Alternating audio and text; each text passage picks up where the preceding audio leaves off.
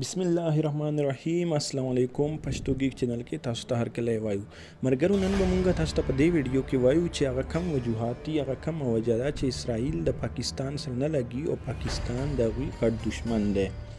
نمبر 1 د جهاد جذبه. مرګرو پاکستان کې اسلامي تحریکونه ډیر زیات دي، په دې وجه د پاکستان عوام کې د جهاد جذبه ډیره زیاته ده اور پاکستان هو واحد هغه قوم دی چې کم د ناموس رسالت اور ختم نبوت په حق لا همیشه आवाज اوچتای او ختم نبوت کې هغوی هیڅ شک نه برداشت کوي او همیشه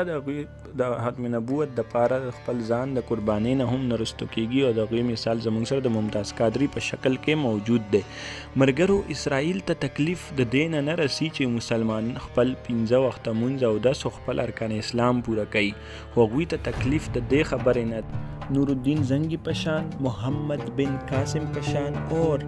د صلاح الدین ایوبی پشان تکړه ځوانان او دلیر لیډران زمونږ مخې ته ونه درېږي او پاکستان واحد هغه قوم دی چې کم د خپل پاک فوج سره همیشه هر څنګه قربانو ته تیار ولاړ دی او قرباني ورکړي دي. نمبر 2 پاک فوج اور آیسائی. محترمو څنګه تاسو ته پته ده چې پاک آرمی اور پاک فوج چې کم دی هغه په دنیا کې یو نمایه حیثیت لري اور منل شوی فوج دی اور پاکستان انټیلیجنس ایجنسی هم یو خپل نوم لري په دنیا کې د هغې یو روب داغ دی. نو محترمو په حال هی کې تاسو ولیدل چې د انډیا د طرف نه کله په پاکستان باندې حمله کېدله او پاکستان بارډر د انډیا جهازونو کراس کولو، نو پاکستان ایر فورس هغوی ته برفور جواب ورکړو، د هغوی جهازونه یې راغوځار کړو، د هغوی پایلټ یې ګرفتار کړو او دنیا ته دا وښودله چې پاکستان آرمی اور پاک ایر فورس دومره کمزوری نه دی چې یو ادنا شان ملکونه به د پاکستان بارډر کراس کوي او دوی به ورته ګوري او په دنیا باندې ثابت کړله چې پاکستان ته چې څوک هم په اوچته سترګه باندې ګوري نو هغوی نه به د هغوی سترګې راوکاږي. مرګرو دغه شان د پاکستان انټر سروس انټیلیجنس آیسائی چې کومه خفیه ایجنسي ده د مختلف ممالکو د خفیه ایجنسو په خلاف لګیا ده او یوازې د هغوی مقابله کوي اور چاته هم دا اجازت نه ورکوي چې پاکستان ته څوک په غلط نظر باندې وګوري اور دغه وجه ده چې د اسرائیل نه د پاکستان د خفیه ایجنسۍ دغه تکړهوالی او دغه مضبوطوالی د هغوی نه برداشت کیږي. نو محترمو هغه اسرائیل دی او که هغه انډیا ده، په یوازې څوک هم په پاکستان باندې حمله نشي کولی. دغه وجه ده چې اسرائیل همیشه د انډیا سپورټ کوي. نمبر 3 پاکستانی جوهری هتیار. مرګرو پاکستان واحد هغه اسلامی ملک دی چې د کم سره اټمی اسلحه موجوده ده اور د پاکستان دشمنانو اور د اسلام دشمنانو همیشه دا کوشش دی چې څوک هم چا هم کم اسلامی ملک هم کله هم د اټمی هتیار جوړولو کوشش کړی دی نو هغوی په سناسه پروپیګنډه باندې هغوی باندې حمله کړې ده او هغه ملکونه یې تباه کړي دي. ترمو چې کله په عراق کې صدام حسین د اټم بم جوړولو فیصله وکړله نو په دغه ټیم باندې اسرائیل په عراق باندې حمله وکړه او د هغوی اټمي تنصیبات ټول تباه کړلو. دغه شان د شام سره هم اندغه کار وکړو او د هغوی اټمي تنصیبات ټول تباه کړو او اندغه کار د لیبیا سره هم وکړو. محترمو چې کله انډیا په 1974 کې د خپل اټم بم تجربه وکړله نو په دغه ټیم کې د پاکستان حکمرانانو ته دغه سوچ رالو چې اوس که مونږ مرو او کچو خو په هر حال کې اټم بم جوړول ضروری دي اور د هغه ټیم نه د پاکستان خفیه ایجنسۍ اور د پاکستان تکړه ساینسدانانو په دې باندې کار سٹارټ کړلو اور ډیر په کم ټیم کې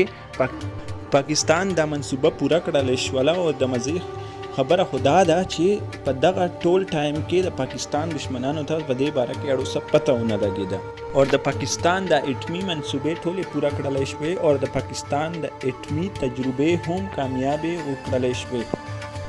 محترمو اندغه وجه ده چې د پاکستان دشمنان په پاکستان باندې حملې کولو نه مخکې سل ځلې سوچ کوي اور اندغه وجه ده چې اسرائیل کله جرأت هم نشي کولی چې په پاکستان حمله وکړي اور اسرائیل ته دا هم پته ده چې د پاکستان اټم بم د اسرائیل په ترقۍ کې غټ رکاوټ دی. مرګرو تاسو ته پته شته چې د اسرائیل سره د کامیابۍ یو کلندر دی او هغوی دا یقین لري چې په دغه کلندر باندې مونږ عمل کوو نو مونږ به کامیابیږو. خو مرګرو د هغوی په دغه کلندر کې د ټولو نه غټه کانټه د ټولو نه غټ رکاوټ هغه پاکستان دی اور دغه شان انډیا کې هم مختلف پنډتان د هغوی د درم والا دغه کونډلیانې راوباسي چې تر اوسه پورې داسې ملک ملک نه دی پیدا شوی چې هغه پاکستان تباه کړي او مرګرو پاکستان دغه طاقت لري چې په 6 منټونو کې انډیا سره اسرائیل هم تباه کولی شي. نمبر 4 پاکستانی نظریاتی اساس. محترمو پاکستان واحد هغه اسلامي ملک دی چې کم د کلمه طیبه په بنیاد باندې جوړ شوی دی اور اسرائیل د یهودیت په بنیاد باندې جوړ شوی دی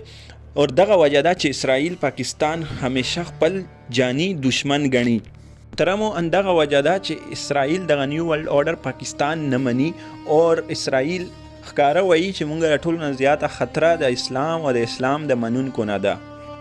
مرګرو دین علاوه که تاسو نور ممالک وګورئ هغه د ژبې اور د قومیت په بنا باندې په وجود کې راغلي دي اور پاکستان واحد هغه ملک دی چې کم د کلمه طیبه په بنیاد باندې جوړ شوی دی اور اسرائیل ځان لپاره خطره ګڼي. نمبر 5 د پاکستان اسرائیل نه تسلیم کول. رمو پاکستان اسرائیل کله هم نه دی تسلیم کړي اور باندې پاکستان قائد اعظم رحمت الله علیه فرمایلی و چې اسرائیل د مغرب هغه ناجایز اولاد دی چې کم د امت مسلمه په سینه باندې د خنجر برابر دی. محترمو د پاکستان د اسرائیل سره نه معاشي تعلقات شته او نه تجارتی تعلقات. دغه وجه ده چې د پاکستان په پاسپورت باندې دغه لیکل شوی دی چې یہ پاسپورت سوائے اسرائیل کې دنیا کے تمام ممالک کے لیے کارآمد ہے. مطلب دا چې دا پاسپورت د اسرائیل نه علاوه د دنیا د ټول ممالک لپاره کارآمد دی. محترمو